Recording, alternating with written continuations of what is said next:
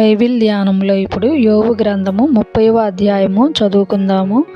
ఇప్పుడైతే నాకన్నా తక్కువ వయస్సు గలవారు నన్ను ఎగతాళి చేయుదురు. వీరి తండ్రులు నా మందలు కాయు కుక్కలతో నుండుటకు తగని వారని నేను తలంచి ఉంటిని. వారి చేతుల బలము నాకేమి ప్రయోజనమగును? వారి పౌరుషము పోయినది. దారిద్ర్యము చేతను క్షామము చేతను శుష్కించిన వారై ఎడారిలో చాలా దినముల నుండి పాడై నిర్మానుష్యముగానున్న ఎడారిలో ఆహారము కొరకు వారు తిరుగులాడుదురు. వారు తుప్పలలోని తుత్తి చెట్లను పెరుకుదురు. తంగేడు వేళ్ళు వారికి ఆహారమై ఉన్నవి.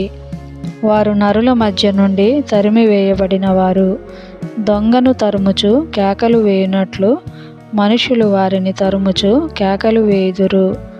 భయంకరమైన లోయలలోనూ నేల సందులలోనూ బండల సందులలోనూ వారు కాపురం ఉండవలసి వచ్చెను. తుప్పలలో వారు ఓండ్ర పెట్టుదురు. ముళ్ళ చెట్ల క్రింద వారు కూడియుందురు. వారు మోటు వారికిని పేరు ప్రతిష్టతలు లేని వారికిని పుట్టినవారు. వారు దేశములో నుండి తరుమబడినవారు. అట్టివారు ఇప్పుడు నన్ను గూర్చి పదములు పాడుదురు. నేను వారికి సామెతకు ఆస్పదముగా నున్నాను. వారు నన్ను అసహ్యించుకొందురు.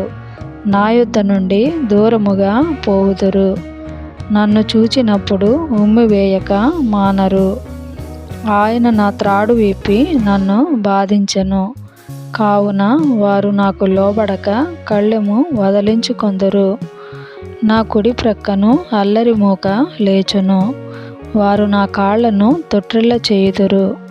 పట్టణమునకు ముట్టడి దెబ్బ వేసినట్లు తమ నాశన ప్రయత్నములను నా మీద సాగింతురు.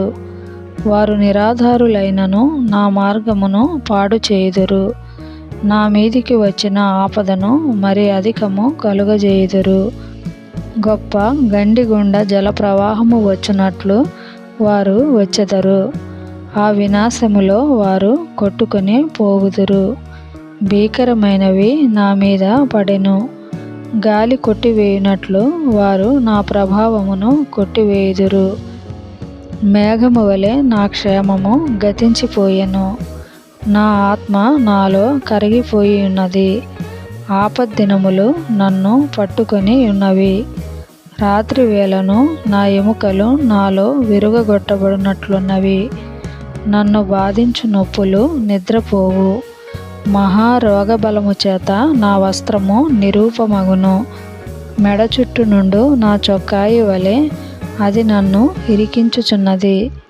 ఆయన నన్ను బురదలోనికి త్రోసెను. నేను ధూళియు బూడిదయు నైనట్లున్నాను. నీకు మొర్ర పెట్టుచున్నాను, అయితే నీవు ప్రత్యుత్తరమేమియు నీయకున్నావు. నేను నిలుచుండగా నీవు నన్ను తేరి చూచుచున్నావు. నీవు మారిపోయి నా ఎడల కఠినుడవైతివి. నీ బాహుబలము చేత నన్ను హింసించుచున్నావు. గాలి చేత నన్ను లేవనెత్తి దాని మీద నన్ను కొట్టుకొని పోజేయుచున్నావు.